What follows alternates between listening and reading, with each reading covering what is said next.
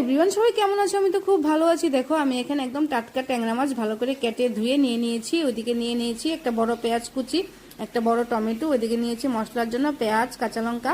মিক্সিতে আমি মশলাটা করে নেব। দুটো মতো পেঁয়াজ, 7টা মতো কাঁচা লঙ্কা মিক্সিতে দিয়ে মশলাটা আমি দেখো করে নেব। ওইদিকে চুলা অন করে কড়া বসিয়ে দিয়ে দিয়েছি কড়াতে একটু লবণ দিলে মাছগুলো যখন ভাজবো একের সঙ্গে এক লাগবে না। দিয়ে দিয়েছি তেলটা গরম হয়ে গেছে। মাছগুলোতে হলুদ লবণ মাখিয়ে দেখো আমি ছেড়ে দিয়েছি গরম তেলের মধ্যে। মাছগুলো লাল লাল করে ভেজে আমি তুলে নিয়েছি। মাছগুলো একই কড়াতে দিয়ে দিয়েছি একটু তেল, দিয়ে দিয়েছি পেঁয়াজ কুচি ফোড়ন লাল লাল করে ভেজে, দিয়ে দিয়েছি টমেটোটা একটু ভাজা ভাজা করে দিয়ে দিয়েছি মশলাটা।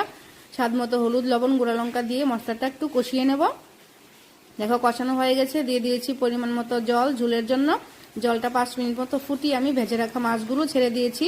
এখন আমি আবার চুলা রাসটা মিডিয়াম করে 10 মিনিট মতো ফুটিয়ে নামিয়ে নেব। রেডি হয়ে গেছে দেখো আমার ট্যাংরা মাছের লাল লাল ঝোল।